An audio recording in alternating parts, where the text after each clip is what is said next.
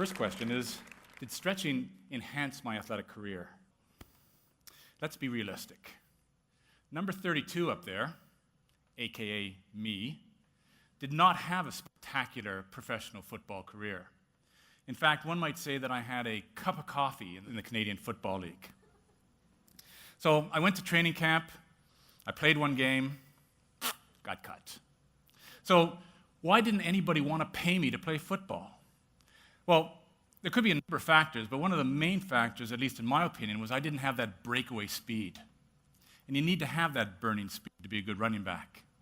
So what are the components of speed? There's two components, stride rate, stride length. Now, stride rate is the frequency at which you can move your legs back and forth. And stride rate is highly dependent upon the percentage of fast twitch fibers you've got in your legs. Now, the percentage of fast twitch fibers you have in your legs is highly dependent upon your genetics. So what did your parents pass on to you? Did you pick the right parents? All right. Unfortunately, I did not pick the right parents. I ended up being slow. Now, the second component is stride length. Fortunately, stride length can be altered by training. So if you work on your explosive strength and your power, you can explode off the ground and cover a greater distance with each stride. So knowing that, when I was a football player, I worked very hard on my strength, and I could squat over 500 pounds. Now, there's a notion as well that if you have limited flexibility, that would hamper your stride length.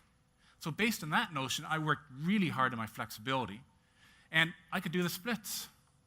Now, I was going to demonstrate tonight, but then I remembered that was 35 years ago. All right?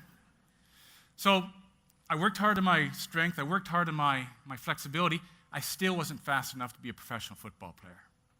So where did we get this notion that flexibility or stretching would enhance performance? Well, perhaps it's an evolutionary type of thought. If you take a look at some of the animals, you see that animals stretch. Right? In fact, our top of the food chain, Lottie, our pet Boston Terrier, stretches every morning. Forelimbs, hind limbs. And does she think it's going to do anything for her? Does she think that she's going to get out there and she's going to catch that neighborhood rabbit for the first time? I don't think so. Well, maybe we'll look at one of our other ancestors, maybe the early hominids. Did they do extensive static stretching before they went on the hunt? Would that have allowed them to catch the mastodons better or the mammoths? Or maybe it would have allowed them to run faster away from those saber-toothed tigers. Well, how about medieval times? Did medieval swordsmen do a lot of static stretching in preparation for battle? We don't know that. But what we do know is that in the world wars, it was the first time they started systematic investigations into human performance. And if you will go to a fitness facility and the fitness consultant says to you, well, let's get started. We're going to have you do 3 sets of 10 repetitions of bench press. And when you're finished that, we're going to get you come on over here, and you're going to do 3 sets of 10 repetitions of bicep. You can thank a guy named Colonel Delorme. And Colonel Delorme was in the U.S. Army, and he was the first one to take a look at the most efficient ways of promoting strength and endurance. Well, it wasn't just the U.S. Army. The Royal Canadian Air Force also came up in the late 1950s and early 1960s with the 5BX plan. And it was by Dr. Bill Orban, another Canadian. Now, 5BX stood for 5 basic exercises. And what it was supposed to do is supposed to allow the military personnel to be more fit when they didn't have equipment or facilities to work out. So with the 5BX, you probably remember one of those exercises if you've ever seen any of the old movies. You probably saw some of those military personnel standing up there, fingertip to fingertip. And there'd be a sergeant in front, and the sergeant would say, okay, let's get going, and a 1, and a 2, and a 3. And you'd be bouncing up and down. Now, what was the purpose of doing that? Well, the purpose was supposed to build up your core strength and your trunk strength, and was also supposed to increase the flexibility of your lower limbs. There's a problem, though, with that kind of exercise, and it had to do with what's called your myotatic reflex. Now, your myotatic reflex, if you've ever been to the doctor, and the doctor takes your knee, hits the patellar tendon, and you get that reflex going, when you do that, there's what's called a muscle spindle in your muscles, and it tells you that your muscle's being stretched. it sends a message back to your spinal cord and activates that motor neuron and says, contract that muscle. Well, inside that muscle spindle, there's two components. There's what's called a nuclear bag fiber, and there's a nuclear chain fiber. Now, the nuclear bag fiber tells you the rate at which you're stretching the muscle. So you can imagine where they're going boom, boom, boom, that's a fast rate. So a high-frequency signal goes back to your spinal cord and makes that muscle contract. The nuclear chain fiber, it tells you the extent that you stretch your muscle. So going all the way down to your toe is quite a ways for that muscle, and there's another high-frequency signal comes back to that spinal cord and makes it contract. So what you're trying to do is you're trying to stretch that muscle, and yet the reflexes are trying to contract that muscle. So you've got two opposing forces. That's a recipe for injury. So where did we go from there? Well, what we changed to after the early 1960s is we changed to static stretching. And static stretching became the mainstay of the warm-ups for the next 30 years. So why would we do static stretching? Well, what is static stretching? Well, static stretching would be, instead of bouncing, I would reach forward nice and slowly, and I would hold that stretch. Now, what that does, remember I said the nuclear bag fibers, they sense the rate. Well, if I go slowly and hold it, there's no rate, so the bag fibers don't fire. Remember I talked about the nuclear chain fibers. They tell you the extent. Well, of course, they fired when I first stretched, but if I hold this stretch for 30 or 60 seconds, they turn off too. So now what I've got is I've got a muscle that's starting to relax. And instead of reaching this far, I can reach farther and farther and farther and farther. Right? Not bad for a guy who's almost 60. All right? So, static stretching was a mainstay for 30 years. Now we came to about the late 1990s or the early 2000s. And there's some research coming out by people named Kokkonen, Jonathan Fowles from McMaster University in Hamilton, Ontario, and they started to show that maybe there's impairments in your performance if you do static stretching. So from that time on, there's a multitude of studies that came out during the next 12 years or so. So we published a review study in 2011. And in that review study, we showed that when you take a look at all the studies that were published during that time, you see in the graph that the majority of them provided impairments to force and power. And how much impairments? Well, we found in the studies we looked at, it was about 5%. Right? There's another review that came out after ours by a couple of people named Kay and Blazovic. They're from Australia. And fortunately, they came out with almost the exact same findings. They said that it was about 7.5% impairments based on the studies they looked at. So we were both in the same ballpark, which is kind of nice because we're not contradicting each other. So 5%. Now, if you look at running doesn't give you the same picture. The running studies, most of them don't show significant impairments. Why is that?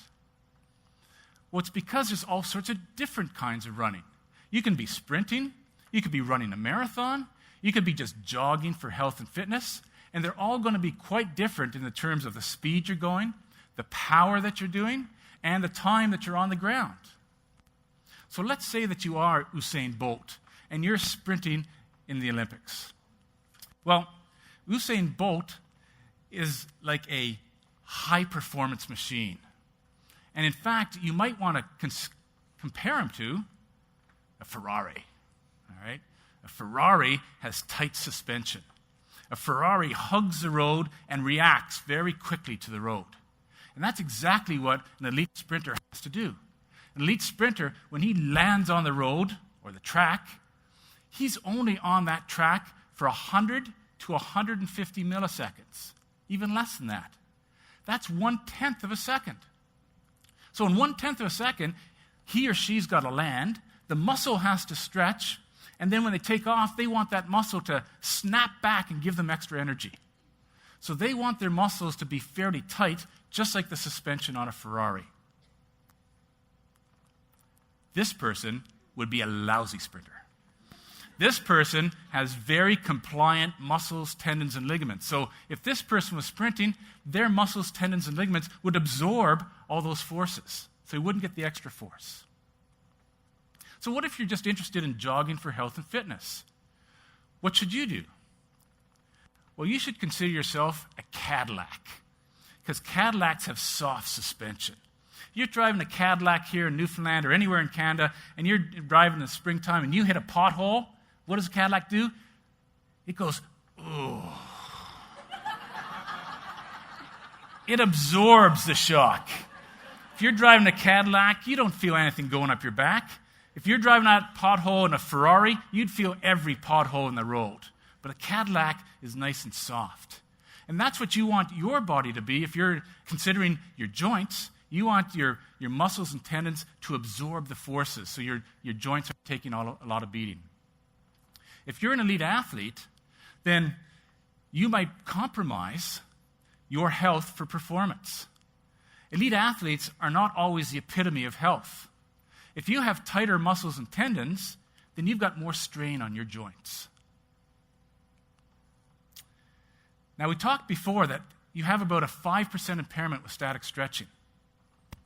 This is the face of 5%. This gentleman here was a sprinter in the 2012 Olympics. That's the Olympics that Usain Bolt won the gold medal in 9.63 seconds. This person here was 5% slower. Do you recognize him? I don't think so. So if you don't recognize him, he probably didn't win a silver medal. He didn't win a bronze medal. So did he come in 4th place? No. Did he come in 6th place? Not even close. He didn't even come into the finals. I'll introduce you to Mr. Gerald Feary of Zambia. Mr. Gerald Feary of Zambia ran in 10.11 seconds. That's only 5% slower than Usain Bolt. He came in 2nd last in the semifinals. He was in 15th place in the semifinals at only 5% slower. 5% is the difference between celebrity and anonymity. And it cost this guy millions of dollars. Millions of dollars. So, are there any athletes that should be doing static stretching before their performance? Well, you'd imagine that a hockey goalie needs an extensive range of motion to do the splits and to do the butterfly. How about a gymnast? How about a figure skater? Well, even the sprinters I talked about, what they want to do is they want to get in the Goldilocks zone. So what's a Goldilocks zone? Well, Goldilocks zone is you want to have muscles that are just tight enough so they give you an efficient transfer of energy when you hit and go. But you want muscles that are just flexible enough so it doesn't impair your stride length. So how do you accomplish that? Well, in that same review that we talked about before in 2011, we looked at the duration of stretching and its effect on force and power. And as you can see here, it's extensive static stretching that impairs your performance. If you do static stretching that's less than about 30 seconds in duration per muscle group, then there shouldn't be any significant problems with your performance. So you could do 3 stretches of 8 seconds each. You could do 4 stretches of 6 seconds each. Combine that with some dynamic stretching, and you should be fine. You should be able to be in that Goldilocks zone. So what's our point? Well, our point is 95% of you people are Cadillacs. All right? You're more interested in the health of your joints and your fitness. And therefore, just like this guy who's golfing, you're not worried about that 5%. This guy, if he hits the ball 5% slower, who cares? It's not going to make any difference to his game. So if the only time that you can do stretching is before you go play golf, tennis, squash, go running, go right ahead, because it's good for your health. But if you're Sid the Kid and you're the Ferrari, then what you've got to worry about is being too compliant. So you want to get in that Goldilocks zone. You want to do some dynamic stretching, but if you want to do some static stretching, you only want to do less than 30 seconds per muscle. So I want to end off with a quote from a famous exercise physiologist, and it goes something like this. It goes, to stretch or not to stretch? That's the question. And hopefully, after this presentation, you've got all the answers. Thank you very much.